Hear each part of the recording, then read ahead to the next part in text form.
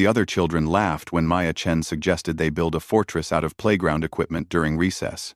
At 8 years old, she was already shorter than most of her classmates, with thick glasses that made her eyes look enormous and a quiet voice that barely carried across the schoolyard. But when she pointed to the monkey bars and explained how they could create overlapping fields of fire, the laughter stopped. Fields of what? Tommy Martinez asked, his nose wrinkled in confusion. Fire. You know, like where you can shoot from. Maya adjusted her glasses, a nervous habit she'd developed. My dad showed me in his old military books. If we put defenders here and here, nobody can sneak up on our base. The older kids exchanged glances. Sarah Williams, who was 10 and considered herself the playground general, rolled her eyes. Maya, it's just pretend. We're not actually fighting a war. But Maya was already climbing up the jungle gym, her small hands gripping the metal bars as she surveyed the playground like a battlefield. In her mind, she could see everything. The open spaces where enemies would have to cross. The choke points where defenders could hold against superior numbers. The escape routes, if retreat became necessary. The swings are too exposed, she called down. But if we put someone on the slide, they can see anyone coming from the parking lot. The other children stared up at her. There was something unsettling about the way Maya analyzed everything, how she turned their simple game of war into something that felt almost real. She spoke about tactics and strategy like other kids talked about cartoons or video games.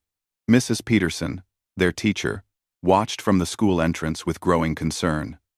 Maya Chen had always been different.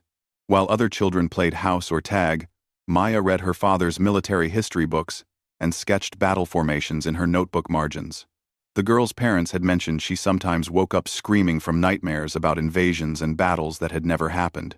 Maybe we should play something else, suggested Jake Thompson, shifting uncomfortably. Like hide and seek. Maya climbed down from the jungle gym, disappointment clear on her face. Okay, she said quietly, pushing her glasses up her nose again. But when the bad guys come, you'll remember what I said. The other children laughed nervously. Bad guys? It was 2157. And Earth had been at peace for over a century. The worst threat humanity faced was the occasional asteroid or space debris. The idea of actual enemies seemed absurd, but Maya didn't laugh. She walked away from the group, settling under a tree with a book about ancient military campaigns. As she read about Alexander the Great's tactics at the Battle of Gaugamela, she wondered why she could see things others couldn't.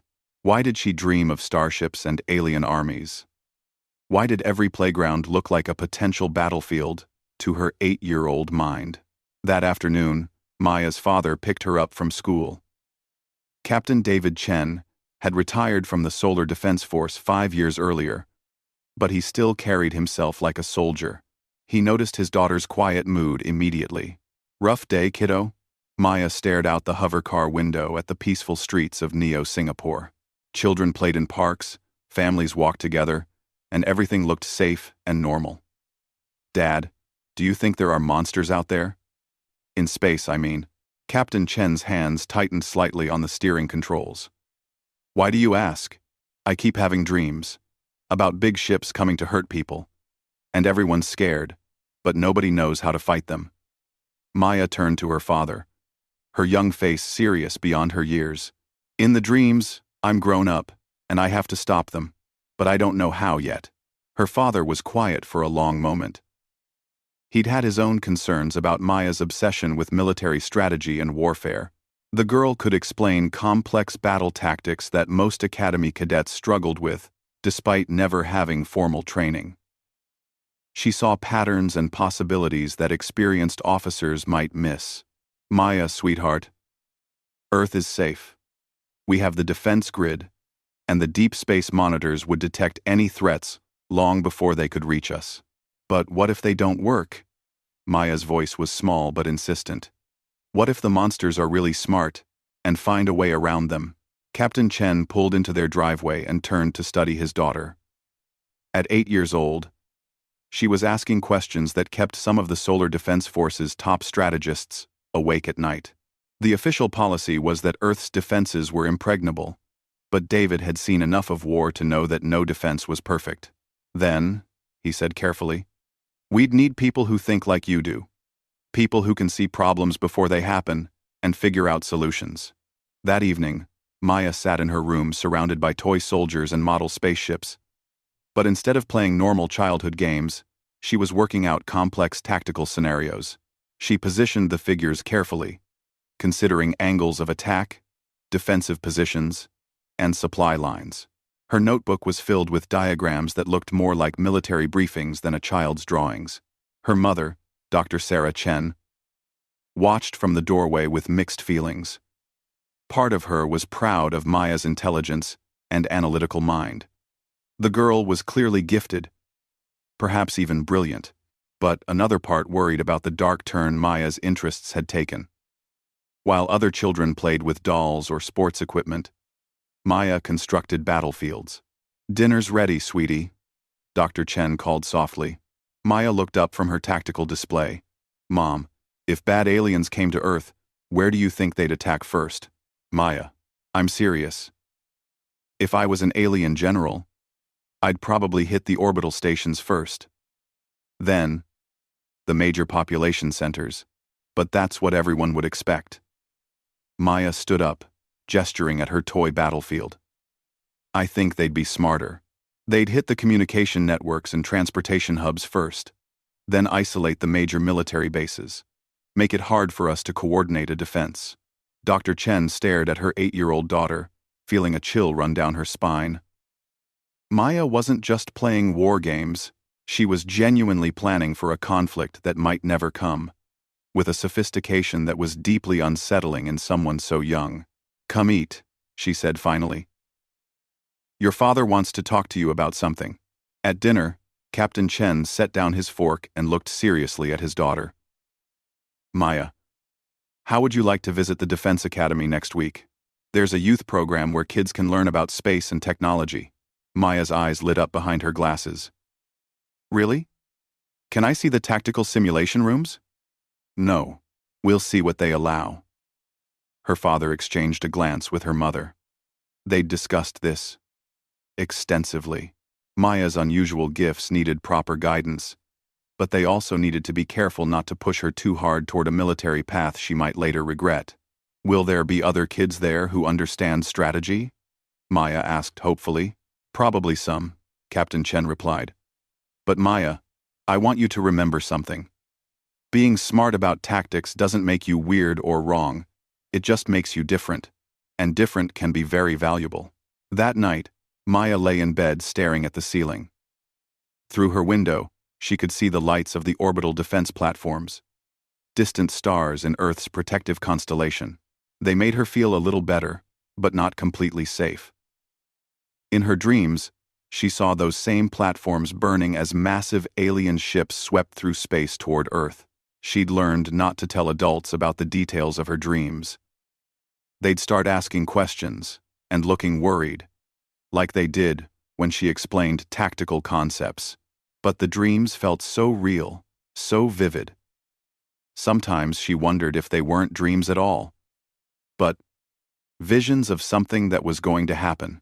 Maya rolled over and picked up a small notebook from her nightstand. In it, she'd been writing down everything she remembered from her dreams about the coming war. Ship configurations, alien battle tactics, weaknesses she'd observed. Most of it probably didn't make sense, but she felt compelled to record it all anyway. Maybe someday, if the dreams came true, the notebook would be important. At school the next day, Maya tried once more to interest her classmates in serious tactical games. During recess, she approached the group that was playing a simple game of capture the flag. "You know," she said quietly, "if you moved your flag to the high ground by the basketball court, it would be much harder to capture. And if you stationed guards at the corner of the building, they could see attackers coming from multiple directions." The other children stopped playing and stared at her. There was that look again, the one that said they thought she was weird and maybe a little scary. "Maya," said Sarah Williams with exaggerated patience, "it's just a game. We're not trying to win the World War or whatever. But games are how you learn." Maya protested. My dad says that's why the military does training exercises. You practice when the stakes are low, so you're ready when they're high. Tommy Martinez threw his hands up in frustration. There are no stakes. There's no war. There's nothing to be ready for. Maya fell silent, her cheeks burning with embarrassment. She wanted to fit in with the other children, wanted to play normal games and laugh at normal jokes. But every time she tried, her mind automatically started analyzing strategies and identifying vulnerabilities. She couldn't help seeing the world as a series of tactical problems waiting to be solved. I'm sorry, she mumbled, walking away from the group again. As she settled under her usual tree with her book, Maya made a decision. She would stop trying to convince the other kids that strategy and tactics were important. She would stop talking about her dreams of alien invasions and space battles. If everyone thought she was weird, maybe it was better to just be weird by herself. But deep down, Maya knew something the other children didn't. The universe was a dangerous place, full of things humanity had never encountered. And someday, all of Earth's peace and safety might depend on people who thought like she did. People who could see threats before they materialized and plan defenses before they were needed.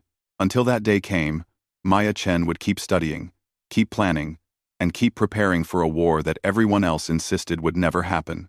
Because in her heart, she knew better. The monsters were out there, and they were coming. The only question was whether humanity would be ready when they arrived. 20 years had passed since that lonely 8-year-old girl sat under the playground tree, and Commander Maya Chen stood on the bridge of the battleship Defiant, watching humanity's first real enemy approach through the darkness of space. The hegemony fleet filled the long-range sensors like a plague of metallic locusts, their ships moving in formations that spoke of military precision and countless conquered worlds. Estimated arrival at Earth's outer defense perimeter in 6 hours, Commander, reported Lieutenant Torres from the tactical station. His voice carried the barely controlled fear that had infected the entire solar defense force since the aliens' ultimatum had arrived 3 days earlier. Maya nodded calmly, her hands clasped behind her back as she studied the tactical display. The enemy fleet numbered in the thousands, each ship larger than humanity's biggest dreadnoughts. They'd swept through the outer colonies like they weren't even there, destroying resistance with casual efficiency. Admiral Harrison, the Solar Defense Force's supreme commander, had suffered a complete nervous breakdown when the scope of the threat became clear. Military leadership across the system was paralyzed by panic and indecision. That's when someone had remembered the young commander who'd graduated first in her class from the Defense Academy, who'd written tactical papers that her instructors found both brilliant and disturbing, who'd requested assignment to the most dangerous frontiers when other officers sought safe postings near Earth. Maya Chen had spent 12 years fighting pirates, rebels, and rogue AI networks in the outer systems, learning warfare in ways that peacetime Earth had forgotten was possible. Commander, Lieutenant Torres continued nervously, Admiral Harrison's staff is requesting an immediate evacuation of all non-essential personnel from the defense platforms. They're also suggesting we begin civilian evacuations from the inner planets. Maya turned from the display, her dark eyes calm behind the same style of glasses she'd worn as a child, though these were military issue now. Negative on both counts, Lieutenant. Signal all platforms to maintain full staffing.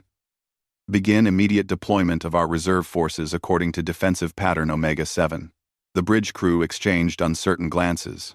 Defensive pattern Omega-7 was one of Maya's own tactical innovations, a formation that looked like madness to conventional military thinking but had proven devastatingly effective in her previous campaigns.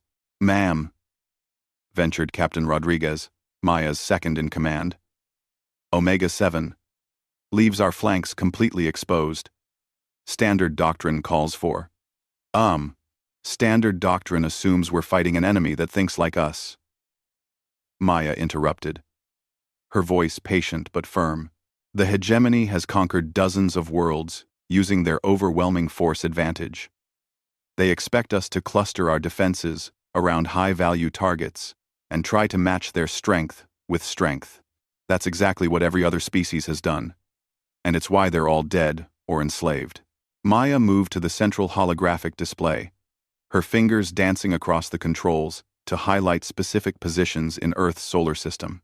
Instead, we're going to give them what they don't expect. We're going to fight like humans. The tactical display shifted, showing Earth's defense fleet spreading out into what looked like a chaotic scatter pattern. To military eyes trained in conventional warfare, it appeared as though humanity's forces were simply running away in panic. "Ma'am," Lieutenant Torres said carefully, "this formation looks like we're abandoning the inner planets entirely." "That's exactly what it's supposed to look like," Maya replied with a slight smile.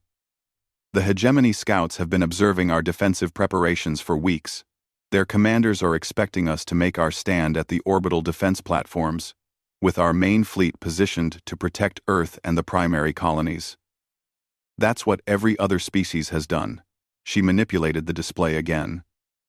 And suddenly the seemingly random ship positions revealed themselves as an intricate web of overlapping fields of fire, ambush points, and supply lines that turned the entire solar system into a vast trap.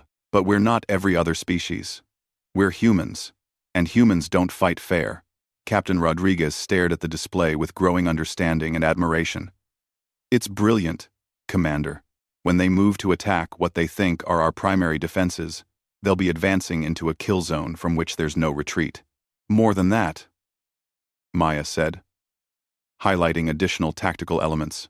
"Every time they destroy one of our apparent main positions, they'll actually be eliminating decoys, while our real strike forces move into position behind them. By the time they realize what's happening, they'll be cut off from their own supply lines and surrounded." The bridge crew was beginning to understand why Maya had been given emergency command authority despite her relatively young age. What looked like desperate improvisation was actually a masterwork of strategic deception, planned with the kind of paranoid thoroughness that had made her legendary among the officers who'd served under her in the outer systems. "Begin implementing the formation immediately," Maya ordered, "and send a priority message to all ship commanders. They are to ignore any tactical doctrine they learned at the Academy. For the next 72 hours, we fight by my rules." Over the next 6 hours, Maya transformed humanity's defense from a conventional military operation into something the galaxy had never seen before. Ships that should have been protecting orbital installations instead took positions in the asteroid belt, powered down and drifting like space debris. Fighter squadrons that should have been patrolling Earth's immediate vicinity hid in the shadows of outer moons, waiting for signals that would bring them screaming in from unexpected directions. Most importantly, Maya had convinced Earth's leadership to implement the most audacious part of her plan. Instead of the usual military communications broadcasting from Earth, Maya had arranged for the planet to maintain complete radio silence. To the approaching hegemony fleet, it would appear that Earth's population had either evacuated or was cowering in helpless terror. "Enemy fleet entering outer sensor range," reported Lieutenant Torres. "They're maintaining standard attack formation. No deviations from our projections." Maya nodded, unsurprised.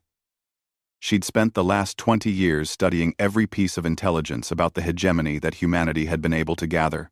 They were methodical, efficient, and supremely confident in their military superiority.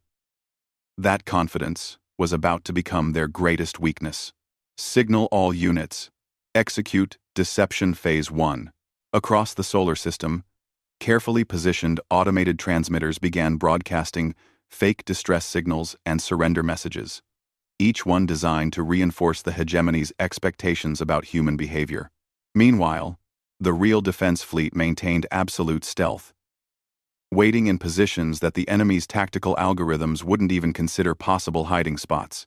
Maya watched the hegemony fleet advance, their massive ships moving with the ponderous confidence of predators who'd never encountered serious resistance. According to intercepted communications, their commanders were actually disappointed by humanity's apparent lack of fighting spirit. They'd expected at least token resistance at the outer planets. "Commander," Captain Rodriguez said quietly, "the enemy fleet is dividing. They're sending attack groups toward Mars and the Jupiter colonies, just as you predicted." "Of course they are," Maya replied. "Their tactical doctrine calls for eliminating potential resistance bases before moving on the primary target. They're doing exactly what their training manuals tell them to do. She turned to the communications station. Signal the hidden positions near Mars and Jupiter. They are to maintain concealment until the enemy is fully committed to their attack runs. Then implement Surprise Protocol Alpha. What happened next would be analyzed by military historians for centuries. As the hegemony attack groups closed in on what they believed were humanity's outer defensive positions, they found only automated defense platforms putting up token resistance. The platforms were destroyed easily, confirming the aliens' assessment of human military capability. But as the hegemony ships moved past the destroyed positions, continuing their advance toward the inner system, Maya's real forces revealed themselves. Ships that had been hiding in asteroid fields and behind moons suddenly appeared on the enemy's flanks and rear, their weapons charged and ready. All units, commence attack pattern Delta, Maya ordered calmly. The hegemony fleet suddenly found itself under attack from directions they hadn't even known were possible. Human ships appeared from asteroid fields, from behind planetary rings, and from the shadows of moons where no military force should have been able to hide. The aliens' tactical computers, programmed with the combat data from dozens of conquered civilizations, simply couldn't process what was happening. Enemy forces are attempting to regroup, reported Lieutenant Torres, his voice now filled with excitement instead of fear. They're trying to establish defensive perimeters. Signal attack, Group Beta. Maya ordered. Implement harassment protocol. 7. This was another of Maya's innovations, a tactic that violated every principle of conventional space warfare. Instead of trying to destroy the enemy's large ships directly, her forces began systematically eliminating their sensor arrays, communication systems, and maneuvering engines. The hegemony ships found themselves blinded and isolated, unable to coordinate with their fellow vessels.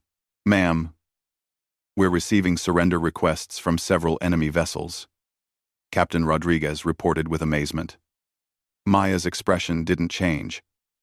Ignore them. Continue the attack until all enemy forces are either destroyed or completely disabled. We show no mercy to those who came to enslave humanity. The battle raged for 18 hours, but it was never really in doubt after Maya's initial deception succeeded. The hegemony fleet, designed to fight conventional opponents who would meet them in straightforward military engagement, was completely unprepared for humans who fought like guerrillas, terrorists, and pirates all at once. By the time the last alien ship was disabled, drifting helplessly in space with its crew trapped inside, Maya had achieved something unprecedented in galactic history. She had defeated a hegemony invasion fleet without losing a single human ship to enemy action. A few vessels had been damaged by friendly fire in the chaotic battle, but the alien fleet that had conquered dozens of worlds was now nothing but space debris and prisoners. Commander, Lieutenant Torres said, his voice filled with awe. We're receiving communication requests from the surviving enemy commanders. They want to speak with whoever is responsible for our tactics.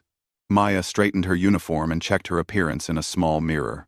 She'd been awake for 36 hours, but she wanted to look professional for what might be humanity's first diplomatic contact with the broader galactic community. Put them through, she said. And make sure this conversation is being recorded for Earth Command. The main screen flickered to life, showing the bridge of a hegemony command ship. The alien commander who appeared was clearly a member of a reptilian species, with scales that shifted color according to his emotional state. Right now, those scales were showing patterns that Maya's briefing materials had taught her indicated confusion and respect. I am Supreme Commander Vashtai of the Hegemony Third Fleet, the alien said in accented but clear English. I demand to speak with the architect of this unprecedented tactical display. Maya stepped forward into the screen's view, her small frame dwarfed by the bridge around her, but her presence commanding respect through sheer force of personality. I am Commander Maya Chen of the Solar Defense Force, she said calmly. I was responsible for our defensive strategy. Supreme Commander Vashtai's scales shifted to patterns Maya recognized as indicating extreme surprise. You are very young, for such responsibility, and your tactics are unlike anything in our military databases. How did your species develop such unconventional approaches to warfare? Maya smiled slightly, remembering the playground where other children had mocked her strategic thinking 2 decades earlier. We learned from being underestimated, Supreme Commander, and we learned that sometimes the best way to win a fight is to refuse to fight the way your enemy expects. The alien commander's scales shifted again, now showing what Maya's briefings had identified as grudging admiration. Your species has surprised the Hegemony Council. This level of tactical innovation is remarkable. We have encountered many civilizations, but none have adapted their warfare so completely to exploit our standardized approaches. Perhaps, Maya suggested, that's because you've been fighting civilizations that tried to match your strength with strength. Humans prefer to use our enemies' strengths against them. As the communication continued, Maya realized that humanity had just announced itself to the galaxy in the most dramatic way possible. They defeated what was considered an invincible force, using tactics that no one had ever seen before. The little girl who'd been mocked for seeing battlefields where others saw playgrounds had just saved her entire species from extinction or slavery. But Maya also understood that this victory was only the beginning. The hegemony was vast, with resources that dwarfed anything humanity possessed. If Earth was going to survive what came next, they would need every tactical advantage Maya could provide. 5 years after the Battle of Seoul, Fleet Admiral Maya Chen stood in the war room of humanity's newest battle station, surrounded by tactical displays showing half the galaxy. What had started as Earth's desperate defense against a single hegemony fleet had grown into the largest interstellar war in galactic history. And somehow, impossibly, humanity was winning. Admiral, reported Captain Singh from the Strategic Analysis Station, our long-range scouts confirm that the hegemony has evacuated the Centauri sector entirely. They're falling back to fortified positions in the core worlds, exactly as you predicted 3 months ago. Maya nodded, studying the constantly updating galactic map. Red zones showed hegemony-controlled space, steadily shrinking as blue markers representing human-led coalition forces advanced on multiple fronts.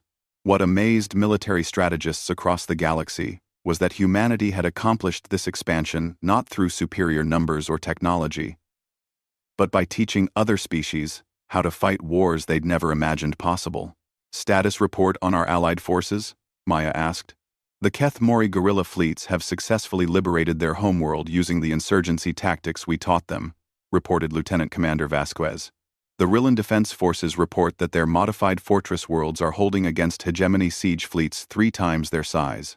And the Zephani trader guilds have completely disrupted hegemony supply lines using commercial vessel conversions. Maya smiled slightly. Each of these victories represented alien civilizations, learning to fight like humans, rather than like themselves. The Keth Mori had abandoned their traditional honor-bound warfare in favor of hit-and-run tactics that left hegemony forces constantly off balance. The Rillans had turned their massive defensive installations into elaborate traps that lured enemy fleets into devastating crossfires. The Zephani had weaponized their merchant vessels and turned every trade route into a potential ambush zone. Admiral, called out Commander Torres, now her chief of staff, we're receiving a priority transmission from the Hegemony Council. They're requesting a direct conference with you. This was unprecedented. For over a century, the Hegemony had communicated only through ultimatums and surrender demands. They'd never requested negotiations during an active military campaign, especially not with what they still officially classified as a primitive species. Put them through, Maya ordered, straightening her uniform. The rank insignia on her shoulders had changed dramatically over the past 5 years, but she still wore the same style of glasses she'd had as a child. Now a trademark that every being in the galaxy recognized. The main display activated, showing not a military commander but a figure Maya had only seen in intelligence briefings. Supreme Counselor Jektar of the Hegemony Council was the closest thing their civilization had to an emperor. A being whose decisions affected the lives of trillions across hundreds of worlds. Fleet Admiral Chen, Jektar began, his translation device rendering his speech in formal, precise English. I request permission to speak with you regarding matters of mutual importance to our civilizations. I'm listening, Supreme Counselor, Maya replied neutrally, though I should point out that any negotiations will need to include representatives from our allied species. This is no longer just a conflict between humanity and the hegemony. Zektar's expression shifted in a way that Maya's briefing materials indicated surprise. You speak of allies as equals. This is unusual for a conquering force. We're not conquering anyone, Maya corrected firmly. We're liberating species that the hegemony enslaved or threatened. There's a significant difference. Indeed, Jektar acknowledged. That difference is precisely what I wish to discuss. Fleet Admiral, in 3 centuries of expansion, the hegemony has encountered 1,847 intelligent species. Of these, 1,623 surrendered without significant resistance when presented with our technological superiority.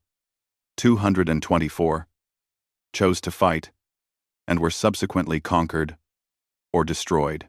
Maya waited, sensing this was building to something important. You represent the first species to not only resist successfully but to actively reverse our expansion through methods we had never conceived possible, Jektar continued. More troubling from our perspective, you have taught other species to employ these same methods.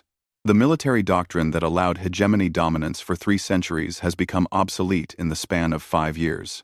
Perhaps, Maya suggested, your doctrine was always flawed.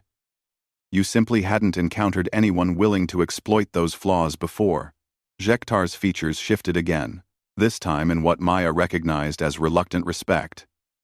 Our military analysts have studied every engagement our forces have had with human-trained armies. Your tactical innovations violate every principle of conventional warfare, yet they achieve consistent victory against superior numbers and technology. How is this possible? Okay. Maya moved to the tactical display, calling up a holographic representation of their latest campaign. You've been fighting civilizations that tried to match your strengths, Supreme Counselor. They built bigger ships, stronger shields, more powerful weapons, but they still fought the same kind of battles you were designed to win. She manipulated the display to show the recent liberation of the vegan system, where a combined human-alien fleet had defeated a hegemony force 5 times their size. Humans don't fight that way. We identify our enemy's expectations and then deliberately violate them. We turn their strengths into weaknesses and exploit advantages they don't even realize they've given us. You fight without honor, Jektar observed, though his tone suggested analysis rather than condemnation. We fight to win, Maya corrected. Honor is a luxury that species fighting for survival can't afford. Ask any of our allies whether they prefer honor or freedom. As if summoned by her words, representatives from 3 of humanity's closest allies appeared on auxiliary screens. Admiral Kes Thara of the Keth Mori Resistance, General Vorth of the Rillan Defense Force, and Trade Captain Nixus of the Zephani Guilds had insisted on participating in any negotiations with the hegemony. The humans taught us that victory comes from adaptation, not tradition, Admiral Kes Thara announced, her feathered crest displaying aggressive confidence. Under hegemony rule, my people were slaves. Now we are free warriors. Human tactical doctrines saved my homeworld, General Vorth added, his rocky features impassive, but his voice carrying deep conviction. Our ancestors built fortresses to withstand siege. The humans taught us to make those fortresses into weapons that destroy besiegers. Trade Captain Nixus rippled her tentacles in agreement. Before humans, Zephani were merchants who paid tribute to hegemony protectors. Now we are merchant warriors who hunt hegemony fleets through space lanes they thought were secure. Supreme Counselor Jektar absorbed these statements with visible discomfort. You have created a coalition of species that fights unlike anything in our historical experience. Our tactical computers cannot predict your movements, because your strategies do not follow logical patterns. They follow human logic, Maya explained, which assumes that enemies will adapt, that no advantage is permanent, and that the best way to prepare for war is to assume your opponent knows everything you're planning to do. She called up another display, this one showing the broader strategic situation. Every time your forces have adapted to our tactics, we've already moved on to something completely different. When you learned to counter our ambush strategies, we switched to siege-breaking operations. When you reinforced your supply lines against our raiders, we began converting your own captured ships to hunt your fleets with weapons you couldn't detect, because they appeared to be your own vessels. Jektar studied the display with growing unease. This approach to warfare is unsustainable. You are teaching chaos to civilizations that have lived in order for millennia. We're teaching freedom to civilizations that have lived in slavery, Maya replied sharply. And we're just getting started. Every day, more species join our coalition and learn human tactical doctrine. Every week, your forces face new opponents who fight in ways your computers can't predict. How long do you think the hegemony can maintain control when every battle becomes an unpredictable nightmare? The silence that followed was profound. Around Maya, her staff maintained professional composure, but she could sense their excitement. They were witnessing the moment when the galaxy's greatest military power finally acknowledged that it had met something it couldn't defeat. What? Jektar asked, slowly. Would humanity require to cease hostilities? Maya exchanged glances with the Allied commanders on the auxiliary screens. They discussed this possibility extensively, though none of them had expected the hegemony to actually request terms. Complete withdrawal from all occupied worlds, Maya stated firmly. Full independence for every species currently under hegemony control. Reparations for damages caused during your expansion. And formal recognition of the coalition of free worlds as an equal sovereign entity. Impossible, Jektar responded immediately. The Hegemony Council would never accept such terms. Then the war continues, Maya replied with calm certainty. And every month you delay, our coalition grows stronger while your forces grow weaker. We've captured enough of your ships and technology to reverse engineer your advantages, while you still haven't figured out how to counter our tactics. She leaned forward slightly, her voice taking on the edge that had intimidated hegemony commanders across the galaxy. Supreme Counselor, 5 years ago, your people came to destroy or enslave humanity. Now half the galaxy has learned to fight the way we fight. In another 5 years, the hegemony might cease to exist entirely. The choice is yours. Jektar's features displayed what Maya recognized as deep uncertainty. You would truly accept peaceful coexistence? Your species' approach to warfare suggests a preference for conquest. Our approach to warfare suggests a preference for survival, Maya corrected. Humans don't conquer for the sake of conquest. We fight when threatened, and we win by refusing to fight fair. But once the threat is gone, we'd rather build than destroy. Admiral Kesthara's voice cut through the tension. The humans saved my people and asked for nothing but alliance in return. They shared their tactical knowledge freely, demanding only that we use it to defend ourselves. This is not the behavior of conquerors. General Vorth nodded agreement. Human forces helped liberate our worlds, then left as soon as local defenders could maintain security. They seek partners, not subjects. Trade Captain Nixus added her own endorsement. Human merchants trade as equals with Zephani guilds. Human military advisors teach our children to think like warriors, not servants. Their word has proven reliable in every negotiation. Maya watched Jektar process these testimonials. The Supreme Counselor was clearly struggling with concepts that challenged everything the hegemony represented. An empire built on dominance through superior force couldn't easily adapt to a universe where force was no longer decisive. I will present your terms to the Hegemony Council, Jektar said finally.